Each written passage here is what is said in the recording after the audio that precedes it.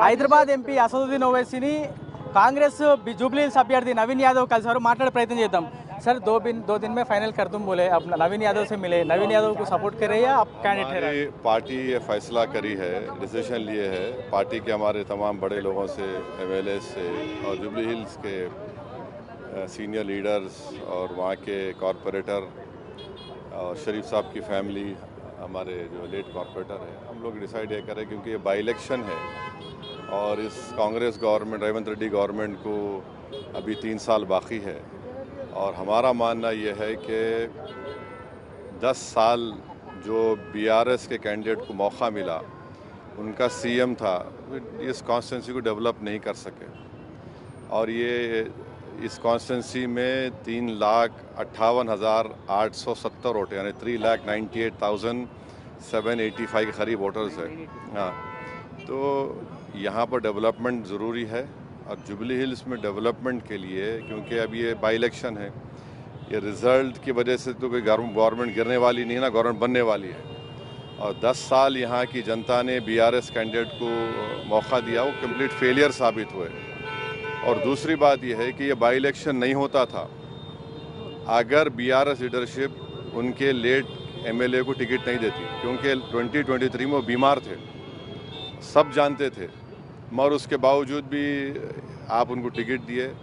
तो यहाँ पर जो अभी इलेक्शन है सेंटिमेंट क्या है डेवलपमेंट का है जुबली हिल्स डेवलपमेंट का सेंटिमेंट है 3,98,000 वोटर्स का सेंटिमेंट है एक कैंडिडेट का सेंटिमेंट नहीं है यहाँ पर तो उम्मीद करते हैं कि यहाँ पर एक अच्छा डिसीजन आएगा जिससे जुबली हिल्स में इतने बड़े स्लम्स है हर वार्ड में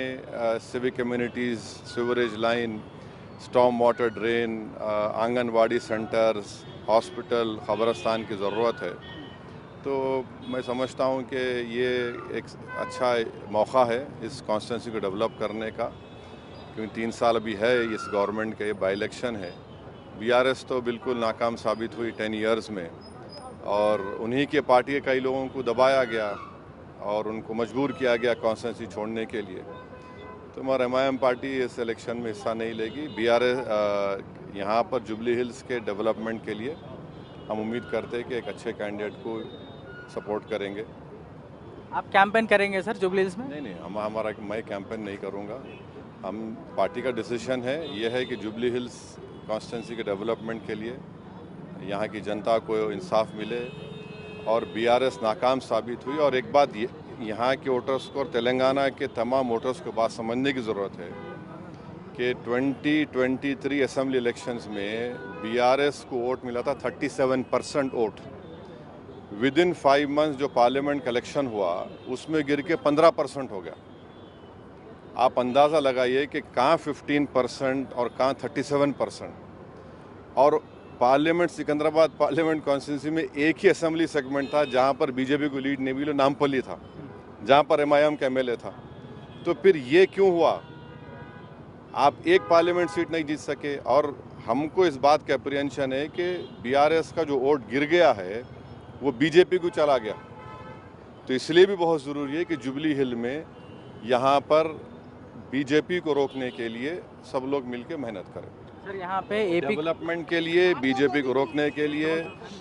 और जुबली हिल्स की जनता को रोकने के लिए और 10 इयर्स वेस्ट हुआ बीआरएस उनका सीएम उनका एमएलए आप डेवलपमेंट नहीं कर रहे और ये बाई इलेक्शन है सर यहाँ पे आपका कम्युनिटी जितना है उतना एपी के सेटलर्स भी बहुत ज़्यादा है किधर किधर हर देखिए ये इलेक्शन डेवलपमेंट का है मैं नवीन यादव को ये बोला कि आपकी कामयाबी ये होंगी कि आप हर समाज को साथ लेके चलो चाहे अपर कास्ट हो बैकवर्ड क्लास हो माइनॉरिटीज़ हो मुस्लिम्स हो दलित्स हो सबको लेके आगे बढ़िए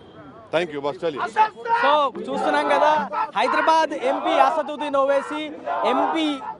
దాంతోపాటు ఎంఐఎం పార్టీకి సంబంధించినటువంటి అధినేత అసదుద్దీన్ ఓవైసీ కంప్లీట్గా జూబ్లీ హిల్స్ బై ఎలక్షన్లో కాంగ్రెస్ పార్టీ అభ్యర్థి నవీన్ యాదవ్కు సపోర్ట్ చేస్తున్నట్లు ఆయన స్పష్టం చేయడం జరిగింది నామినేషన్ వేసిన తర్వాత నేరుగా హైదరాబాద్ ఎంపీ అసదుద్దీన్ ఓవైసీని వచ్చి ఆయన కలిసి ఆయన మద్దతు అడిగారు పార్టీలో పూర్తి స్థాయిలో చర్చించిన తర్వాత నవీన్ యాదవ్కి సపోర్ట్ చేయాలని ఎంఐఎం పార్టీ డిసైడ్ అయింది అనేది హైదరాబాద్ ఎంపీ చెప్పేటువంటి ప్రయత్నం చేస్తున్నారు దాంతోపాటు ఇది బై ఎలక్షన్ మాత్రమే. రాబోయే రోజుల్లో కూడా ఇదే విధంగా జూబ్లీహిల్స్ డెవలప్మెంట్ కోసం ఎంఐఎం పార్టీ కాంగ్రెస్ పార్టీ కలిసి కట్టుగా పనిచేస్తుంది. హైదరాబాద్ డెవలప్మెంట్కు జూబ్లీహిల్స్ డెవలప్మెంట్కు కలిసికట్టుగా ముందుకు వెళ్తామనేది హైదరాబాద్ ఎంపీ చెప్పేటువంటి ప్రయత్నం చేస్తున్నారు. క్యాంపెయిన్ ఏమైనా చేస్తారని అడిగినప్పుడు క్యాంపెయిన్ అట్లాంటివి ఏమీ చేయను, కానీ పూర్తిగా సంపూర్ణ మద్దతు కాంగ్రెస్ అభ్యర్థి నవీన్ యాదవ్కు ఎంఐఎం ప్రకటిస్తుందనేది హైదరాబాద్ ఎంపీ చెప్పేటువంటి ప్రయత్నం చేస్తున్నారు. సో ఓవరాల్గా మాత్రం నామినేషన్ ప్లేస్కి వచ్చిన తర్వాత ఆయన నవీన్ యాదవ్ బయటికి వచ్చి నేరుగా ఎంఐఎం అధినేత అసదుద్దీన్ ఓవైసీని కలిసి మద్దతు అడగడంతో వెంటనే మేము ఆల్రెడీ పార్టీలో చర్చించుకున్నాము, బేషరతుగా మీకు మద్దతు ప్రకటిస్తున్నాము అనేటువంటి అంశాన్ని చెప్పారు. బీఆర్ఎస్తో పాటు బీజేపీ రెండూ కూడా లోపాయకారి ఒప్పందం చేసుకున్నట్టుగా కనిపిస్తుంది అనేది పిక్చర్ చూస్తే అర్థమవుతుంది అనేది ఆయన చెప్పేటువంటి ప్రయత్నం చేస్తారు. మరి చూడాలి, నామినేషన్లకు సంబంధించిన ప్రక్రియ కొనసాగుతుంది. ఈ నెల 21వ తారీఖున వరకు నామినేషన్లకు సంబంధించిన ప్రక్రియ ఉండబోతుంది. కాంగ్రెస్తో పాటు బీఆర్ఎస్కి సంబంధించినటువంటి అభ్యర్థులు ఇద్దరు కూడా నామినేషన్ దాఖలు చేశారు. ఇండిపెండెంట్ క్యాండిడేట్లు దాదాపుగా 54 మంది నామినేషన్లు ఇప్పటివరకు దాఖలు చేశారు. ఈ నెల 22వ తారీఖున స్క్రూటినీ ఉండబోతుంది. 24వ తారీఖున విడ్రాల్కి సంబంధించినటువంటి ఫైనల్ డేట్. దాంతోపాటు వచ్చే నెల 11వ తారీఖున ఎన్నికలు ఉన్నాయి. 14వ తారీఖున రిజల్ట్ ఉంది. మరి జూబ్లీహిల్స్ ప్రజలు ఎటువైపు మొగ్గు చూపుతారు, ఎవరికి ఓటేస్తారనేది చూడాల్సింది. ఓవరాల్గా మాత్రం కాంగ్రెస్ అభ్యర్థి నవీన్ యాదవ్కు పూర్తి స్థాయిలో ఎంఐఎం పార్టీ సపోర్ట్ ప్రకటిస్తుందనేది హైదరాబాద్ ఎంపీ అసదుద్దీన్ చెప్పేటువంటి ప్రయత్నం చేశారు. ఇది ఓవరాల్గా జూబ్లీహిల్స్ ఎలక్షన్కి సంబంధించిన nomination, MIM party support Congress అభ్యర్థికి